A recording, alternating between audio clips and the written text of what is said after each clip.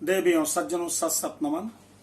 मैं आपके सम्मुख आत्म परिचय भाग 237 लेकर उपस्थित हुआ हूँ। इसके अंतर्गत हिरण्यमय वर्ष में अरिमा के द्वारा कच्छप रूप की आराधना, उत्तर कुरुवर्ष में पृथ्वी द्वारा वाराह रूप की आराधना एवं किम पुरुष वर्ष में श्री हनुमान जी के द्वारा श्री रामचंद्र के रूप की स्तुति उपासना का वर्णन किया गया है। आपसे निवेदन है कि मेरे इस वीडियो को शुरू से अंत तक देखें और सुनें। आदि शक्ति माता की कृपा जरूर प्राप्त होगी। सबसे पहले माता के लिए शंख ध्वनि।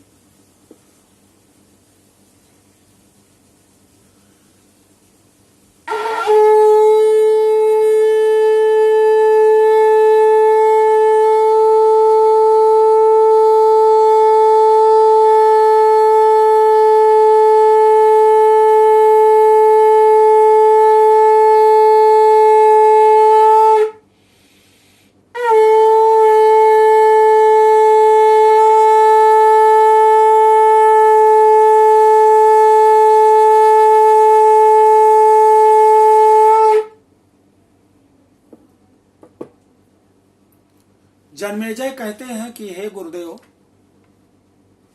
आपसे मैं निवेदन करना चाहता हूं कि आप मुझे हिरण्यमय वर्ष में अरिमा के द्वारा कच्छप रूप की उपासना कैसे की गई,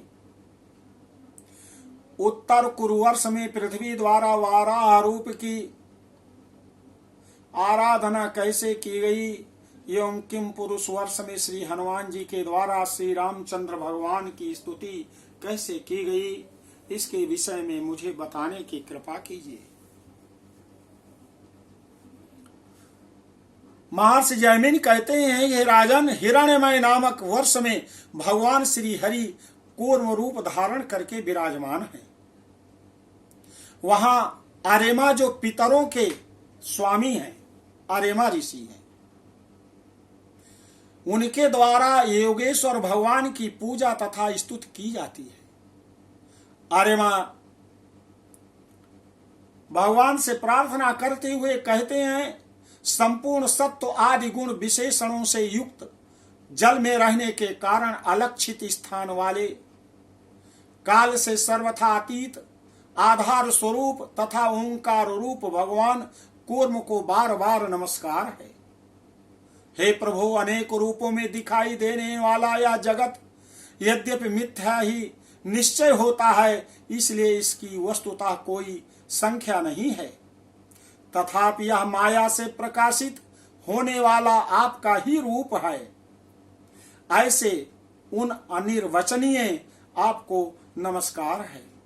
एकमात्र आप ही जरायुज, स्वेदज, अंडज, उद्भिज, चर अचर, देवता, ऋषि, पितर, भूत, इंद्रिय, स्वर्ग, आकाश, पृथ्वी, पर्वत, नदी, समुद्र, द्वीप, ग्रह और नक्षत्र इन नामों से विख्यात है। प्रभु, विद्वानों ने असंख्य नाम, रूप और आकृति वाले आप में जिन 24 तत्वों की संख्या निश्चित की है, वह जिस जिस तत्व दृष्टि का उदय होने पर निर्वृत्त हो जाती है,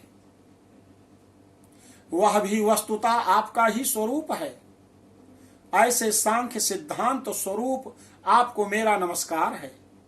इस प्रकार अरिमा हिरण्यमय वर्ष के अन्य अधीश्वरों के साथ सभी प्राणियों को उत्पन्न करने वाले कूर्म रूप देवेश्वर भगवान श्री हरि की स्तुति, उनका गुणानुवाद तथा भजन करते रहते हैं। उत्तर कुरुवर्ष में पृथ्वी देवी आदि बाराह रूप यज्ञ पुरुष भगवान श्री हरि की निरंतर उपासना करती हैं। प्रेम रस से परिपूर्ण हृदय कमल वाली ये पृथ्वी देवी दैत्यों का नाश करने वाले यज्ञ वाराह श्री हरि की विधि पूर्वक पूजा करके भक्ति भाव से उनकी स्तुति करती हैं। वह कहती हैं, हे प्रभु, मंत्रों के द्वारा गेय तत्वों वाले यज्ञ तथा कृत स्वरूप बड़े बड़े यज्ञ रूप अवयवों वाले, सात्विक कर्मों वाले तथा त्रियुग मूर्ति रूप आप ओंकार स्वरूप भगवान महावाराह को मैं बार बार नमस्कार करती हूँ। काष्ठों में छिपी हुई अग्नि को प्रकट करने के लिए मंथन करने वाले ऋत्विज गणों की भांति परम प्रवीण विद्वान पुरुष कर्माशक्ति एवं कर्म फल की कामना से छिपे हुए, जिनके रूप को देखने की इच्छा से अपने विवेक युक्त मन रूपी मथानी द्वारा शरीर एवं इंद्रियों को मथ डालते हैं। हे प्रभु, वहां पर आपकी ही कृपा से संभव होता है। इस प्रकार मंथन के पश्चात अपने रूप को प्रकट करने वाले आपको नमस्कार करती हूँ। हे प्रभु, विचार तथा यम नियमादि योगांगों के साधनों के प्रभाव से निश्चयात्मिका बुद्धि वाले महापुरुष द्रव्य विषय क्रिया हेतु इंद्रिय व्यापार आयन शरीर ईश और कर्ता अहंकार आदि माया के कार्यों को देखकर जिनके वास्तविक स्वरूप का निश्चय करते हैं, ऐसे माइक आकृतियों से रहित आपको नमस्कार है प्रभु। जिसकी इच्छा मात्र से निष्प्रिय होती हुई भी प्रकृति गुणों के द्वारा जगत की उत्पत्ति स्थिति और संहार के कार्य में लग जाती है, जैसे चुंबक का संपर्क पाकर लोहा गतिशील हो जाता है, उन आप संपूर्ण गुणों एवं कर्मों के साक्षी श्री हरि को मैं नमस्कार करती हूँ, जिन्होंने एक हाथी को पछाड़ने वाले दूसरे हाथी की भांति युद्ध के अवसर पर खेल खेल में प्रतिद्वंदी दैत्य हिरण्याक्ष का लीला पूर्वक हनन करके मुझे अपने दाढ़ों की अग्रभाग पर उठाकर रसातल के बाहर निकाल लिया।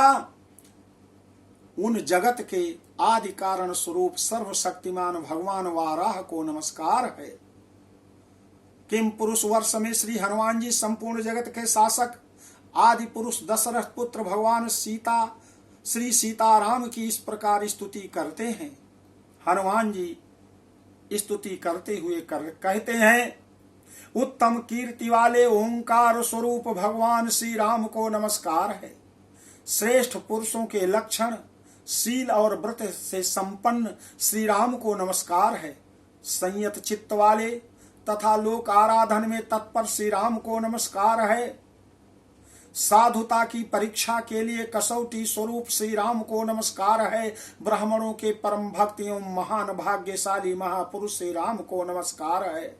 जो विशुद्ध बोध स्वरूप अद्वितीय अपने तेज से गुणों की जागृत आदि अवस्थाओं का निवारण करने वाले सर्वंतर आत्मा परम शांत निर्मल बुद्धि के द्वारा ग्रहण किए जाने योग्य नाम रूप से रहित तथा अहंकार शून्य है, उन आप भगवान श्री राम की शरण को मैं ग्रहण करता हूँ। हे प्रभु, आपका मनुष्य अवतार केवल राक्षसों के वध के लिए ही नहीं है, अपितु इसका मुख्य उद्देश्य तो मनुष्यों को शिक्षा देना है।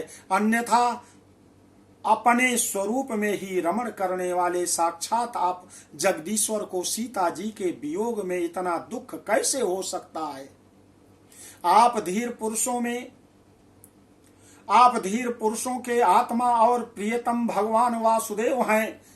त्रिलोकी की किसी भी वस्तु में आपकी आसक्ति नहीं है। आप ना तो सीता जी के लिए मोह को ही प्राप्त हो सकते हैं और ना लक्ष्मण जी का त्याग ही कर सकते हैं। न उत्तम कुल में जन्म, न सुंदरता, न वाक चातुर्य, न तो बुद्धि और न तो श्रेष्ठ योनि में आपकी प्रसन्नता के कारण हो सकते हैं। यही बात दिखाने के लिए हे लक्ष्मण अग्रज, आपने इन सभी गुणों से रहित हम वनवासी वानरों से मित्रता की है। देवता, असुर, वानर अथवा मनुष्य जो कोई भी हो, उस उपकारी के थोड़े उपकारों को भी बहुत अधिक मानने वाले नर रूपधारी श्रेष्ठ श्री राम आप श्री हरि का सब प्रकार से भजन करना चाहिए, जो दिव्य धाम को प्रस्थान करते समय सभी उत्तर कौशल वासियों को भी अपने साथ लेते गए थे। हे राजन जन्मेजय, इस प्रकार किम पुरुष वर्ष में वानर श्रेष्ठ हनुमान जी सत्य प्रतिज्ञ दृढ़व्रती तथा कमल के समान नेत्रों वाले भगवान श्री राम की भक्ति पूर्वक स्तुति करते रहते हैं, उनके गुण गाते हैं तथा भली भांति उनकी पूजा करते हैं। जो पुरुष भगवान श्री रामचंद्र के इस अद्भुत कथा प्रसंग का श्रवण करता है वह पापों से मुक्त होकर विशुद्ध आत्मा वाला हो जाता है और श्री राम के परम धाम को प्राप्त होता है। इस प्रकार महाराज जन्मेजय 18,000 श्लोकों वाला श्रीमद् देवी भागवत महापुराण संहिता के अंतर्गत भुवन कोश वर्णन में हिरणमय किम पुरुष वर्ष वर्णन को आपने सुना और आदि शक्ति माता की कृपा आपके ऊपर बरसेगी। जो भी व्यक्ति इसको शुरू से अंत तक सुनता है आदि शक्ति माता भगवती की कृपा जरूर प्राप्त होती है। बोलो आदि शक्ति माता भगवती की जय।